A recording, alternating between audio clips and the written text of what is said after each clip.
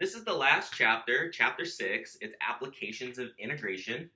The first section talks about area between curves. We should go through this I don't think we go through the full chapter. I think it has like 6 or 7 sections. But I'm supposed to have you guys go through 6.5.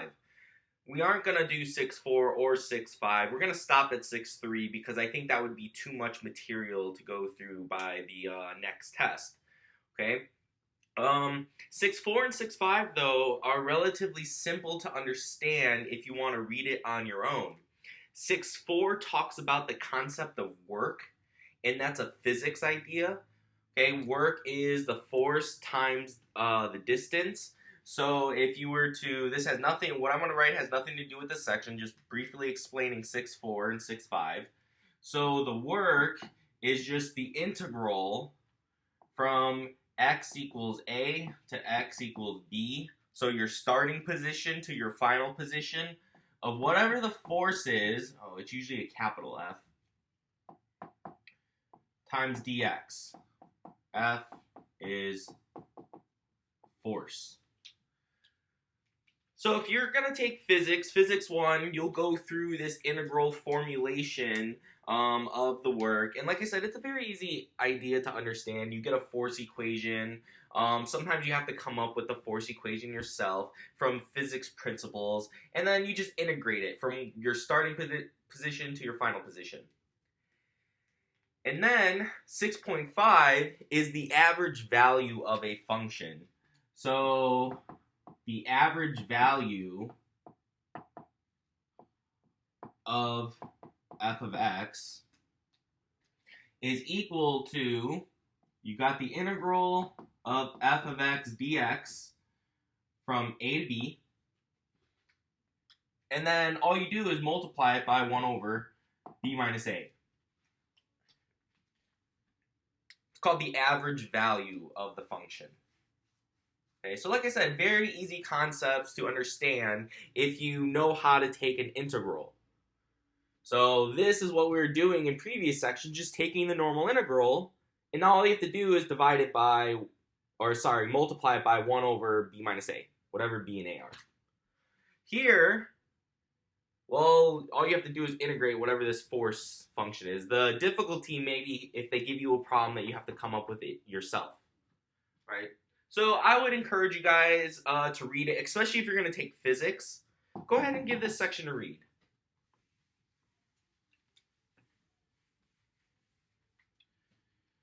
All right, and if you take Calc 2, you'll also, after you learn more integration techniques in Chapter 7, Chapter 8 is more applications of integration. So you do more and in-depth applications because you have more integration rules. Alright, so we're going to talk about the area between curves. Now, it says the area A of the region bounded by the curves y is equal to f of x and y is equal to g of x, and the lines x equals a and x equals b, where f is continuous, the area is equal to the integral of, from a to b, of the absolute value of f of x minus g of x dx. So let me go ahead and draw you a picture of what this integral is saying. So it's the area is equal to the integral from a to b, absolute value, f of x minus g of x, absolute value, dx.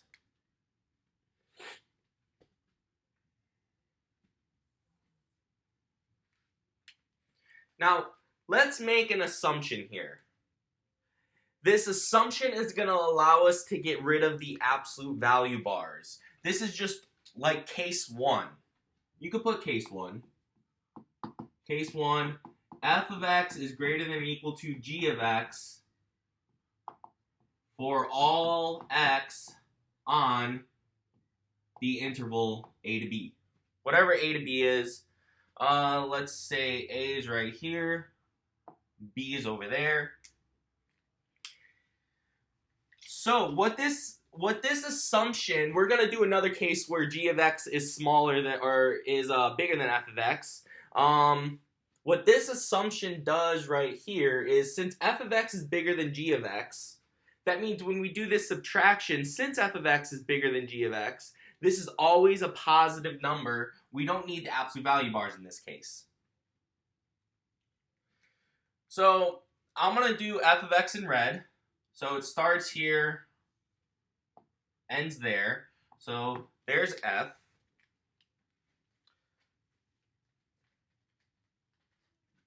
Let me do, I didn't want green, I want blue. So this is going to be g. It starts there and ends there. It does whatever in the middle. Okay, so if you recall, since I got rid of the absolute value bars, I should replace them with just normal brackets because this dx applies to everything. If you recall the properties of an integral that we had, I could break this up into two separate integrals, okay?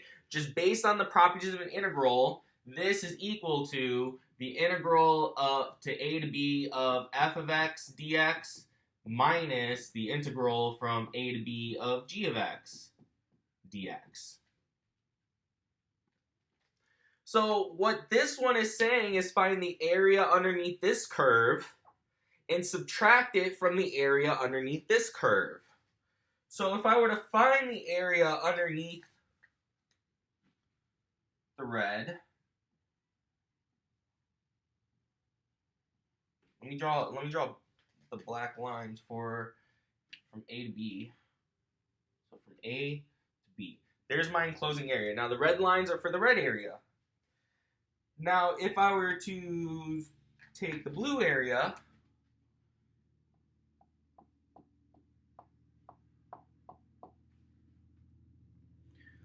so if I were to take this red area minus this blue area, what should be left over is what I'm about to shade.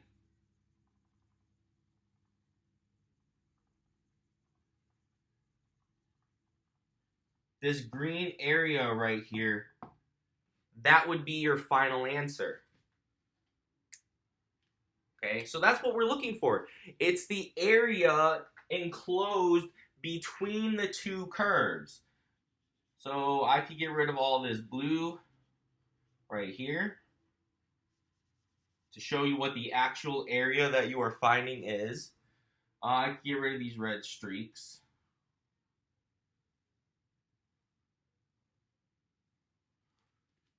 So this integral will compute the area between the two curves. Okay? Now, that was for the assumption when f of x was bigger than g of x. What we can do is now assume the opposite, and let's take a look at that. We could leave our graphs how they are, and this is a very easy fix. So I'm going to say f of x is less than or equal to g of x. Again, we're going to do, we could leave our graph up here. All we have to do is change what f and g are. I already erased what g was. So, and this is case 2.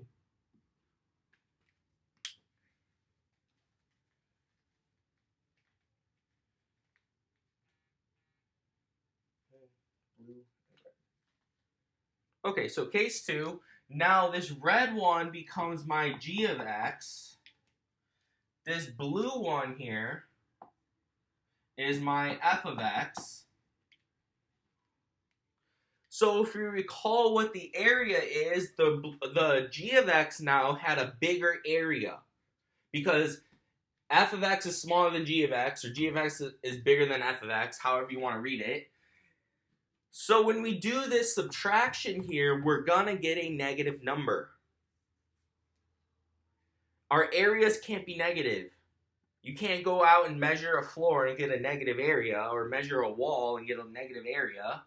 So doing this subtraction will produce a negative number. How we take care of that is the absolute value bars. And that's why we need the absolute value bars.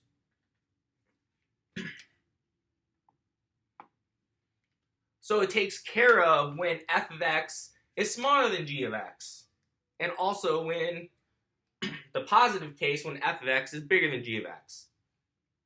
So that's what we're doing here. After we get our functions, all we have to do is look, what is the upper function? We're going to subtract the lower function, and then we're going to integrate it from a to b. Now there is a case 3, where f of x, now look at what we're doing. We said f of x is less than, we had the other case where it was greater than, for all x in a and b. That's for every x in this interval. We're going to have to draw a new graph here. So this is case 3. I can't say f of x is greater than g of x. Oh, I wanted to write case 3. So let me draw some axes.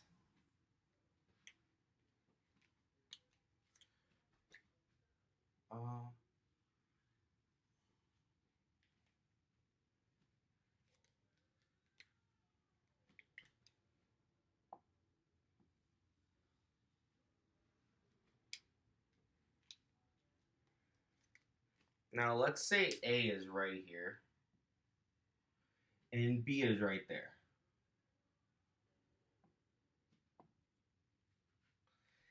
This case 3 is like a combination of case 1 and case 2.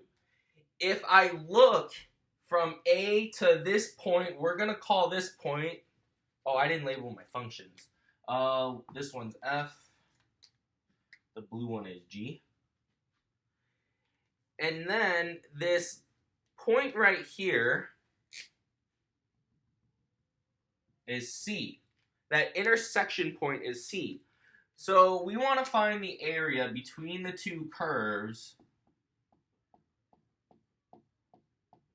between A and B. And this is why we have the absolute value sign. Because in case 1, f was bigger than g over some interval. Since f was bigger than g, when we did the subtraction, it was a positive area. We didn't have to worry about anything. But in case 2, g was bigger than f, like we have right here. So since g is bigger than f, when we do this subtraction, it was a negative answer, but we have the absolute value bars making it a positive number. So what you need to do on problems like these, where there's some intersection point in the graph switch from being one's positive one's bigger than the other, you need to split the integral up into 2 integrals. So it'll be the integral from a to b of f of x minus g of x. We're going to keep the absolute value bar, because then, or sorry, not a to b, a to c dx. We're going to keep the absolute value bar because then in case one of them becomes negative, it automatically turns to positive. Plus the integral from c to b of absolute value bar f of x plus g of x, sorry, not plus g of x, minus g of x, absolute value bar, dx. And that is our area. Now, how we find this point C? There could be multiple points C. All you do to find C, set f of x equal to g of x and solve. That's all you need to do. Sometimes you can't easily solve for this, and what you need to do is use your calculator and use the intersect feature to get that point right there. But a lot of them you can solve by hand. So we were integrating between 2 curves that were functions of x's. Okay, these were all in the form y is equal to f of x. We can integrate x equals functions of y, and it works exactly the same way.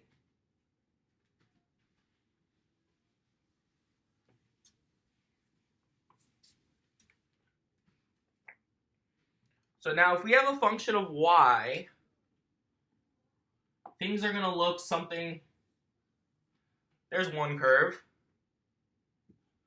Let's say this is another curve. And let's say we wanted to find the area right here. Area between curves. But now they're in forms. Let me get rid of this top one. They're not y equals f of x. They're x equals functions of y. So everything's the same except for everything's turned sideways. This is the positive x direction. This is the negative x direction. It's kind of like if this is the negative y direction, positive y direction. Okay? So this could be like your new positive x-axis, your new negative x-axis, your new positive y-axis, your new negative y-axis. All right, so if I want to find that, that would be the integral